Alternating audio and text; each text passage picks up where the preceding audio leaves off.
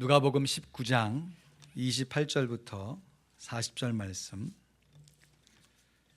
함께 봉독하겠습니다. 누가복음 19장 28절부터 40절 말씀. 누가복음 19장 28절로 40절 말씀 우리 한 목소리로 다 같이 봉독합니다. 누가복음 19장 28절입니다. 시작.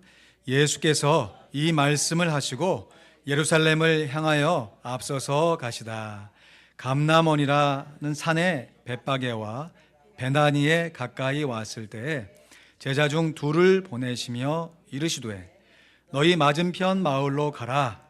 그리로 들어가면 아직 아무 사람도 타보지 않은 나귀 새끼에 매여 있는 것을 보리니 풀어 끌고 오너라. 만일 누가 너희에게 어찌하여 푸느냐 묻거든 이렇게 말하되 주가 쓰시겠다 하라 하시매 보내심을 받은 자들이 가서 그 말씀하신 대로 만난지라. 나귀 새끼를 풀 때에 그 임자들이 이르되 어찌하여 나귀 새끼를 푸느냐 대답하되 주께서 쓰시겠다 하고 그것을 예수께로 끌고 와서 자기들의 겉옷을 나귀 새끼 위에 걸쳐놓고 예수를 태우니 가실 때에 저희가 자기의 겉옷을 길에 펴더라.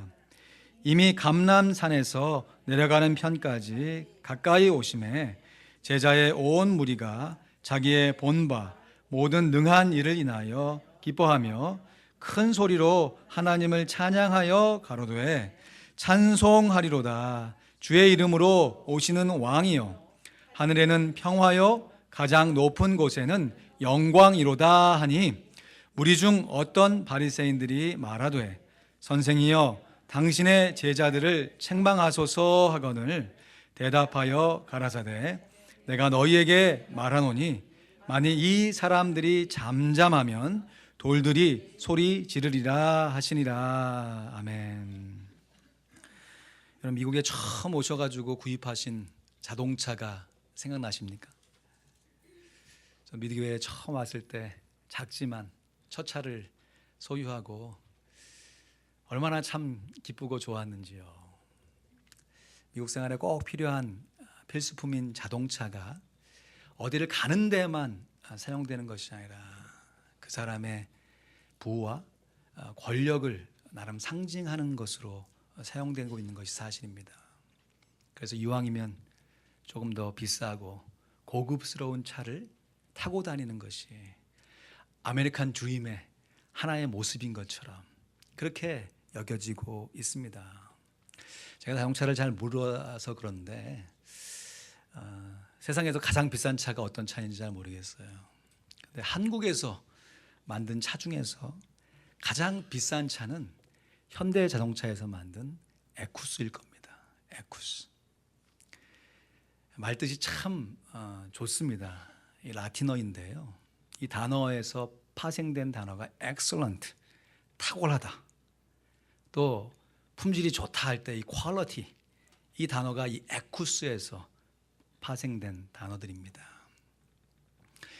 이 에쿠스의 원뜻은 말과 마차를 가리키는데 그냥 일반적인 말과 마차가 아니라 한 장수가 전쟁에 나아가서 큰 공을 세우고 그 군사들과 더불어 왕궁으로 다시 개선하여 그 궁을 입성할 때 많은 사람들이 나와서 환호하고 그 개선 장군을 맞을 때 타고 들어왔던 말과 마차의 이름이 에쿠스입니다.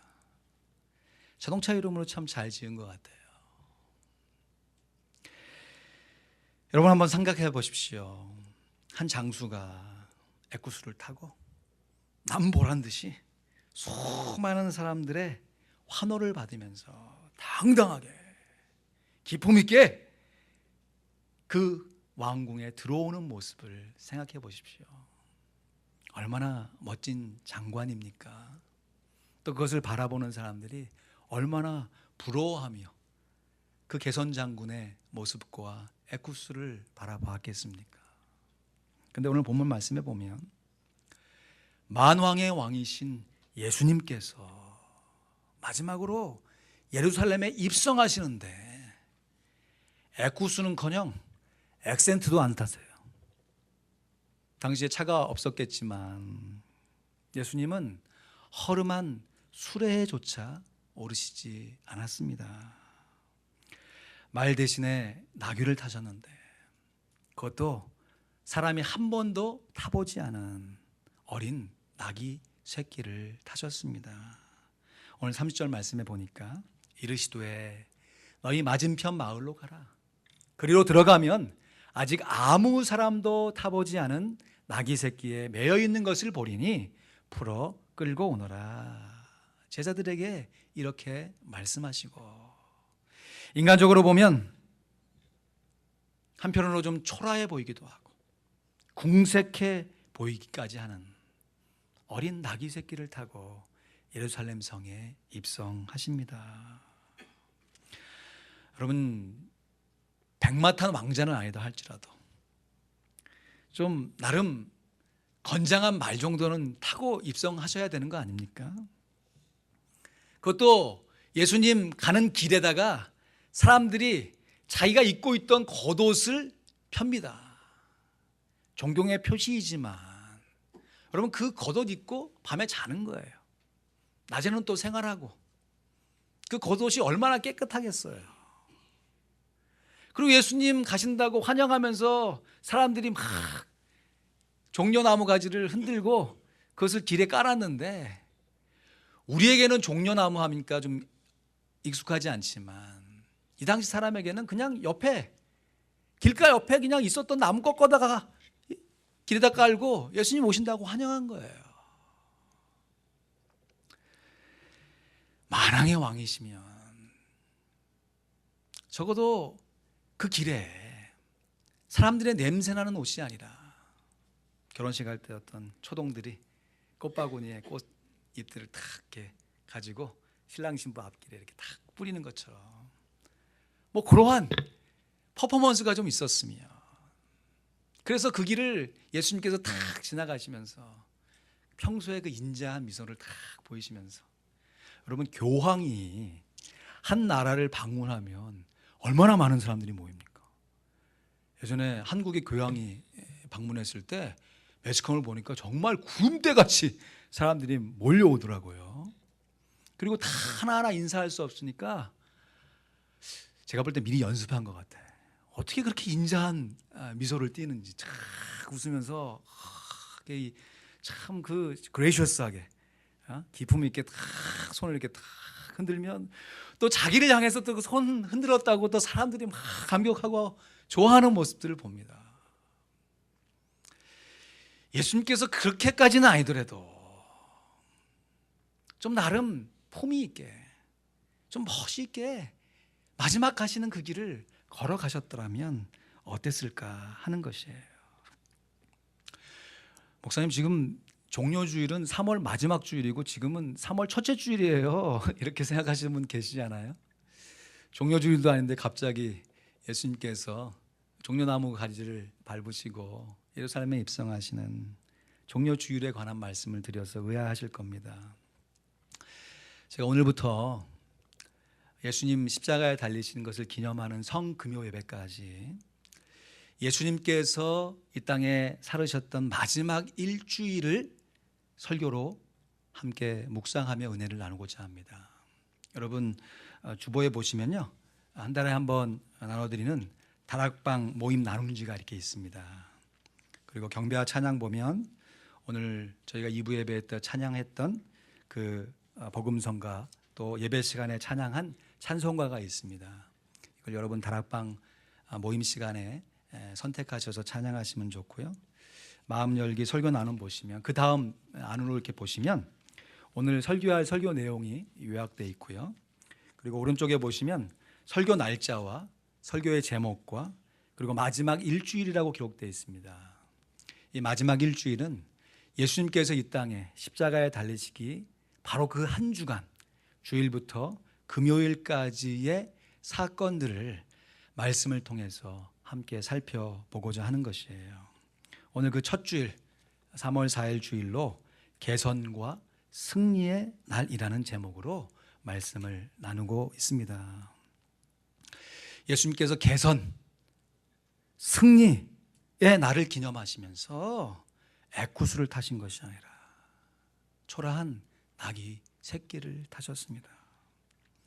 이것은 예수님께서 그냥 갑자기 즉흥적으로 마음에 떠올라서 아유 내가 나귀 새끼 타고 가야지, 그래서 되어진 것이 절대 아니었습니다. 예수님께서 이 땅에 오시고 또 사역하시고 마지막 십자가에 달려 돌아가실 때까지 예수님께서는 철저하게 구약에 기록되어 있는 하나님의 예언의 말씀을 온전히 다 이루셨습니다. 오늘 본문의 사건 역시 구약 선지자 스가랴 선지자의 예언의 말씀을 이루시고자 나귀 새끼를 타신 것입니다. 스가랴 9장 9절 말씀에 우리 같이 읽습니다. 시작. 시온에 따라 크게 기뻐할지어다. 예루살렘에 따라 즐거이 부를지어다. 보라, 내 왕이 내게 임하나니 그는 공의로우며 구원을 베풀며 겸손하여서 나귀를 타나니 나귀의 작은 것 곧 나귀 새끼니라. 아멘. 만왕의 왕이신 예수님께서 무언가 부족하셔서 나귀 새끼를 타셨던 것이 아니고요, 의도적으로 이 말씀을 이루시고자 나귀 새끼를 타셨던 것입니다. 그런데 말씀해 보니까 그는 예수님이시죠. 공의로우시며 구원을 베풀며 나귀를 타셨는데 왜 나귀를 타셨다고요? 뭐 하셔서? 겸손하셔서 나귀를 타셨습니다. 왕이시면서도 지극히 겸손하시기 때문에 나귀 새끼를 타신 것입니다. 최근에 빌리그레함 목사님이 주님의 품에 안기셨습니다. 지난주 금요일에 그의 장례식이 전 세계의 사람들에게 생중계가 되었습니다. 트럼프 대통령을 비롯해서 전 세계의 유력한 사람들이 목사님의 관 앞에서, 그 환 앞에서 조의를 표하는 모습이 생중계가 되었습니다. 장례식은 국가장으로 워싱턴 DC에서 치러졌지만 평소에 목사님을 추모하고 사모했던 많은 사람들을 위해서 그의 고향 샬롯, 우리도 방문한 적이 있는데요, 빌리그레함 라이브러리 옆에 있는 그분의 생가에 빈소가 마련되었습니다. 많은 분들이 그 빈소를 찾아 조문하며 하나님께 영광을 돌렸는데 우리 교회를 대표해서 우리 임선옥 권사님이 다녀오셨어요. 왕복 4시간의 거리를 하루 만에 다녀오셨습니다. 어제 새벽 기도회 마치고 권사님께 다녀오신 소감을 여쭈어 보았습니다. 권사님 말씀하십니다. 빌리그레함 목사님이 누워있는 관의 모습을 보고 참으로 사람이 죽었지만 죽기 전에 그분이 어떠한 사람인지를 충분히 짐작할 수가 있었습니다. 말씀을 나누어요. 평소에 권사님이 이 목사님을 참 많이 존경했던 것으로 제가 알고 있습니다. 그 소감을 나누실 때도 눈가가 벌써 촉촉히 젖어오시는 모습을 제가 보았는데요. 그러면서 권사님께 소감을 알리면서 카톡으로 또 이런 내용을 저에게 보내주셨어요.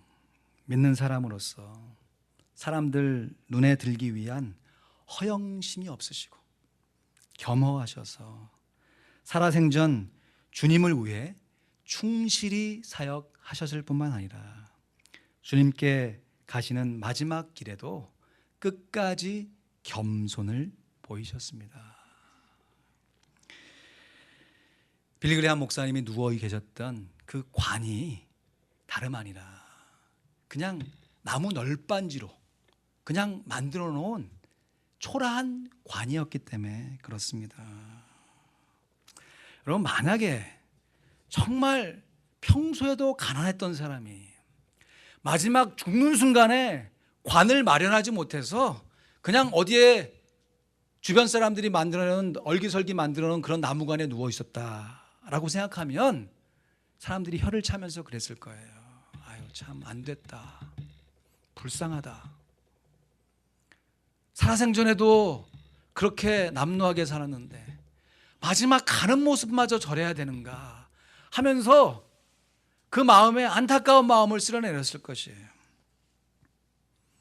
하지만 누워있는 관의 모습은 나무 널빤지지만 그 안에 누워 계신 목사님이 살아생전에 2억 명 이상에게 복음을 증거하고 세계의 유력한 사람들, 주변의 많은 사람들에게 주의 복음을 증거했던 위대한 전도자라는 사실을 기억하는 사람들에게는 오히려 그렇게 초라해 보이는 관에 누워있는 그 모습이 더욱더 그의 마음 가운데 내 한번 살아가는 인생 어떻게 살아야 할 것인가, 존경하는 마음을 가지고 거기까지 찾아갔는데 그 모습으로 누워 계신 그 모습을 바라볼 때 그의 마음의 감동이 얼마나 더해졌겠냐 하는 것입니다. 오늘 아침에 권사님이 이렇게 두꺼운 책을 갖고 오셨어요. 이 안에 보면 빌리그레암 목사님이 평소에 사역했던 그 모습들을 잘 정리해 놓은 스크랩북인데요. 이렇게 정말 영광스럽게 사역하셨던 마지막 그 모습이 사람들 눈에 보이기엔 초라한 나무관, 오히려 역설의 대비의 모습을 통하여서 마지막 우리에게 남은 인생을 어떻게 살아가야 하는지 무언의 교훈을 주고 있는 것입니다.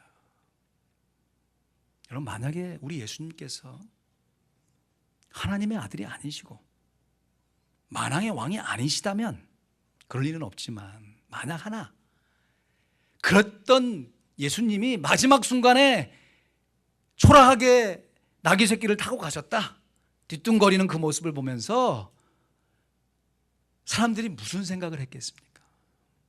그러나 제자들은 알고 있었습니다.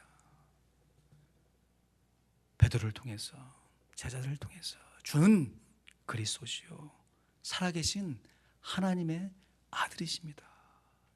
주님을 향한 분명한 신앙 고백이 있었습니다. 예수님을 향해서 하나님의 아들로 고백하고 있는 제자들의 입장에서 조금은 당황스러우셨겠죠. 왜 예수님 말을 안 타시고 나귀를 타시는가? 그러나 만왕의 왕이신 그 영화로우신 예수님께서 마지막 가시는 길에 겸손하게 나귀 새끼를 타았던 그 모습이 그의 제자들의 삶 가운데 그의 남은 인생을 어떻게 살아야 하는지 무언의 교훈을 주었을 것입니다. 요즘 신약 관통 세미나를 통해서 요한계시록 말씀을 공부하고 있습니다. 요한계시록에 묘사된 예수님의 모습은 결코 초라하거나 남루한 모습이 아닙니다. 오히려 그 모습이 너무 장엄하시고 때로는 그 경외감에 압도당해가지고 어떻게 그 예수님 앞에 설 수 있을까 싶을 만큼 당당하고 위험찬 모습이십니다. 요한계시록 1장 13절부터 16절 말씀해 보니까 그 예수님의 모습을 상상하시면서 같이 읽어볼까요? 시작.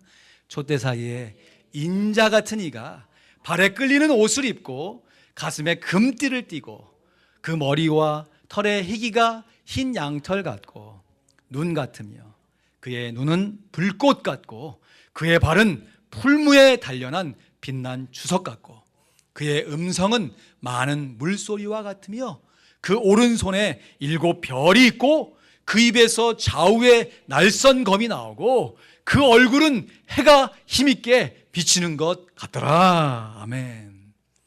영광의 왕께 다 찬양하라. 우리가 함께 이 아침에 찬양했던 그 찬양의 가사에 걸맞는, 오히려 그 찬양의 가사라도 다 담을 수 없는 영화롭고 위험 있는 모습이 우리 예수님의 본 모습입니다. 그럼에도 불구하고 예수님께서 이 땅에 사실 때에는 지극히 겸손하셔서 태어나실 때부터 마국간에서 태어나시고 생전에 살아 계실 때에도 나는 마음이 온유하고 겸손하니 내게로 와서 배우라. 주님의 겸손을 사람들에게 보이시고 이제 온 세상의 구원을 위해서 마지막으로 예루살렘에 입성하실 때조차 그때는 조금 화려한 퍼포먼스가 있을 법한데도 그것을 다 내려놓으시고 겸손하셔서 나귀 새끼를 타고 예루살렘 성에 입성하셨습니다. 그러므로 우리들이 이 사순절을 지내면서 주님의 고난에 동참하고 주님의 고난을 묵상하며 기도할 때 우리들이 가장 먼저 가져야 할 태도가 바로 겸손인 것입니다. 첫째도 겸손이요, 둘째도 겸손이요, 셋째도 겸손입니다. 이 명언을 했던 성 어거스틴이 겸손에 대해서 이런 다른 말로 설명을 했습니다. 천사를 마귀로 만드는 것은 교만이며 인간을 천사로 만드는 것이 겸손이다. 그래서 모든 미덕의 바구니가 겸손이다. 우리가 예수님 닮아 우리 인격이 거룩해져 가야 되는데 그렇게 담게 되는 성령의 열매를 담는 바구니가 뭐라? 겸손이라는 것입니다. 그래서 우리가 하나님을 아는 지식도 겸손의 바구니에 담겨져야 가치가 있습니다. 우리가 주를 위해 애써서 수고하는 재물도 겸손의 바구니에 담겨야 가치가 있습니다. 우리가 주를 위해 애쓰고 섬기고 노력하는 사역과 봉사 역시 겸손의 바구니에 담겨져야 그것이 제 가치와 진가를 발휘하는 것입니다. 그러므로 우리가 평소에도 겸손의 마음을 품어야겠지만 이 한 달 주님의 고난을 묵상해 가면서 내가 사역하며 내가 헌신하는 나의 삶의 자리 가운데 내가 혹 주님의 이름으로 나 자신을 높이고 있는 것은 아닌지, 아니 나를 통해서 정말 주님이 높아고 계신지 우리 자신의 모습을 점검하며 기도해야 할 줄로 믿습니다. 저를 포함해서 말은 주님의 영광을 위해서 한다. 그는 흥하여야 했고 나는 쇠하여야 하겠다. 주님 앞에 겸손해야 된다고 말은 하면서도 정작 내 자신의 영광이 드러나지 않으면 뭔가 좀 일이 잘못되어지는 것 같고 뭔가 좀 섭섭한 마음이 드는 것은 우리 자신의 죄성의 모습이기 때문인 것일까요? 오늘날의 수많은 간증자들이 주님의 은혜를 노래하며 간증할 때 어쩔 때는 그 간증을 들으면서 은혜도 되지만 어쩔 때는 좀 그 간증을 들으면서 씁쓸한 마음이 들 때도 있어요. 한참 얘기를 하는데 나중에 따져먹고 생각해 보니까 자기 자랑이야.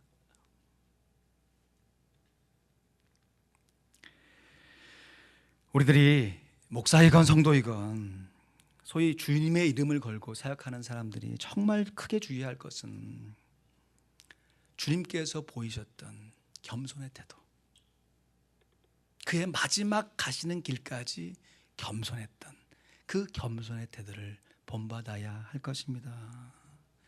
이런 의미에서 저는 작지만 우리 교회가 화평장로교회로 불려지는 것에 참 감사하며 자부심이 있습니다. 얼마나 감사한지. 한국의 어떤 큰 대형 교회를 부를 때 이상해, 왜 그렇게 부르는지, 입에 배서 그런지 그럴까. 그 교회에 이름이 버젓이 있는데도 그 교회를 목회하는 목사님의 이름을 걸면서 그 목사님의 교회 이런 식으로 불러요. 부르기 쉽기 때문에 그럴지 모르겠지만 엄연하게 말하면 그 목사님이 영광을 받을 것이 아니죠. 그 목사님의 교회도 아닐 뿐만 아니라 우리 교회 화평 장로교회입니다. 어느 한 상도의 교회가 아니라 우리 모든 성도들이 함께 이룬 하나님의 교회를 우리가 겸손하게 섬겨야 할 줄로 믿습니다. 우리가 겸손해야 되는 이유, 주님께서 끝까지 겸손의 태도를 보이셨고 또 그렇게 겸손한 자들에게 은혜를 주시겠다 약속하셨기 때문입니다. 여러분, 우리 섬김 다락방 식구들 이번 주 성경 암송 너무 잘하셨죠? 암송 구절, 앞으로 이번 주 암송할 구절이 베드로 전서 5장 몇 절이요? 7절 말씀이에요. 우리 한번 같이 해볼까요? 너희 염려를 다 주께 어떻게 하라? 안 하시네. 또 다시 너희 염려를 다 주께 맡겨버리라. 이는 저가 너희를 권고하심이라. 저는 누굽니까? 예수님께서, 하나님께서 우리를 권고하십니다. 이렇게 우리가 염려를 맡겨버리고 주님 앞에 기도해야 되는 자세가 무엇이냐? 그 바로 전 구절이죠. 베드로전서 5장 5절 6절 말씀.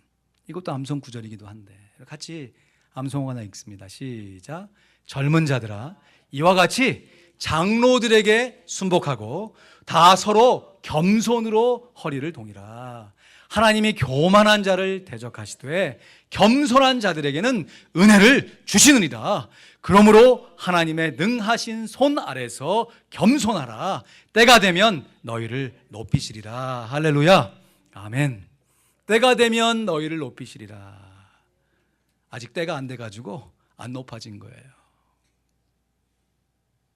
그래서 우리 가운데 염려가 있습니다. 그 염려를 다 주께 맡겨버리고 주님께 나아가면 주님께서 우리를 권고해 주십니다. 그럴 때 우리의 삶의 태도가 무엇인가?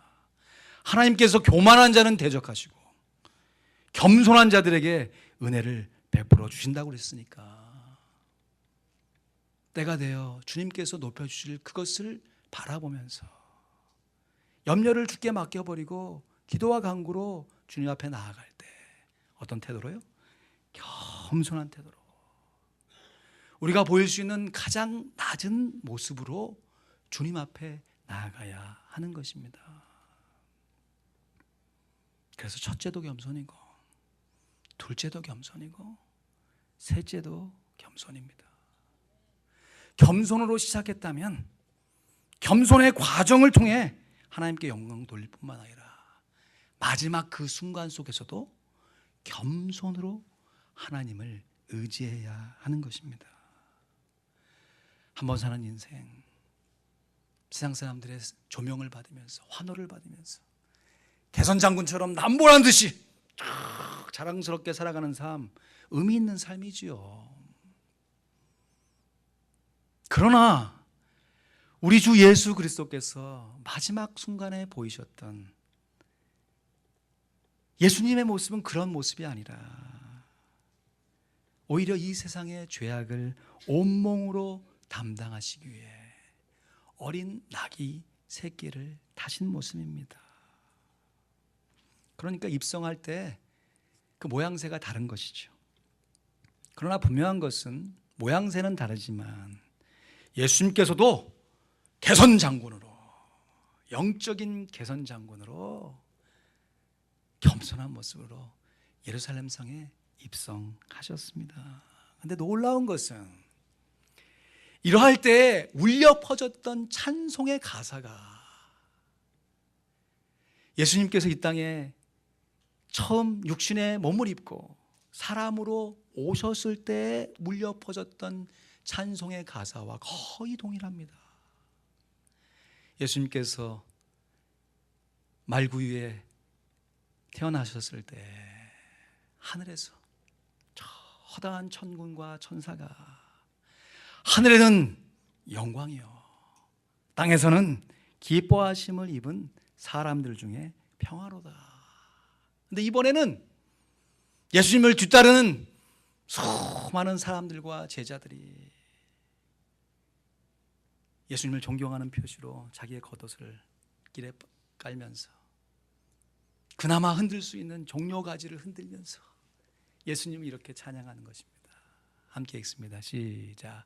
가로되 찬송하리로다. 주의 이름으로 오시는 왕이여, 하늘에는 평화요, 가장 높은 곳에는 영광이로다. 아멘. 그러므로 개선과 승리의 날은 찬송과 겸손의 날인 것입니다. 말씀을 맺습니다. 예수님의 승리가 우리의 승리인 줄로 믿습니다. 예수님의 승리는 다름 아니라 겸손이기에 우리의 승리 역시 겸손이 되어야 할 줄로 믿습니다. 예수님의 일생은 한마디로 겸손한 일생이었습니다. 어찌 보면 겸손하다 못해 자기를 비하하는, 죽기까지 복종해야 하는 노예와 같은 충성을 보인 겸손이었습니다.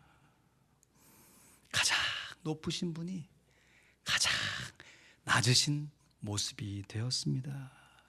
그래서 처음 시작할 때부터 겸손으로, 태어날 때부터 마국간에서 태어나신 예수님께서 그의 삶을 겸손과 온유로 사시다가 이제 마지막 일주일 그 삶을 마감하는 순간에도 나귀 새끼를 타시며 겸손하여 개선과 승리의 날을 기념하신 것입니다.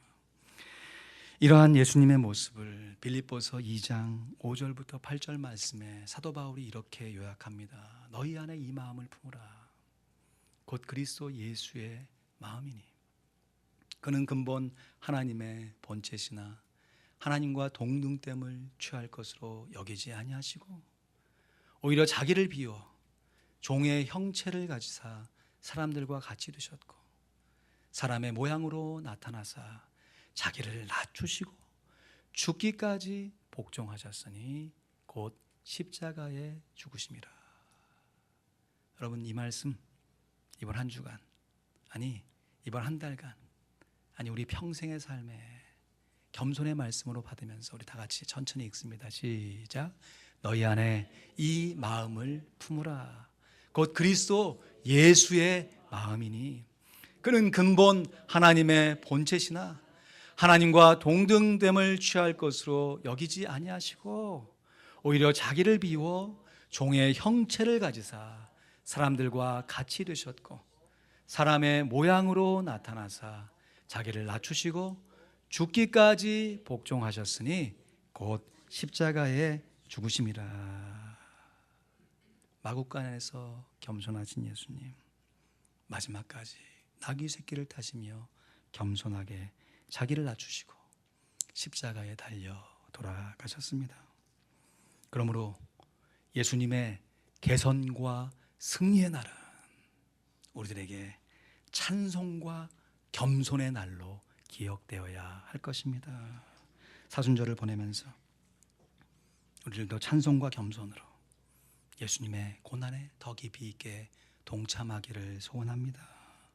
우리가 취할 수 있는 가장 겸손한 태도로 우리를 위해 십자가에 달려 돌아가신 우리 구주 예수 그리스도를 뜨겁게 찬양하며 하나님께만 영광을 돌리는 귀한 하나님의 자녀들이 되시길 주님의 이름으로 간절히 축원드립니다. 아멘. 기도하시겠습니다. 겸손하신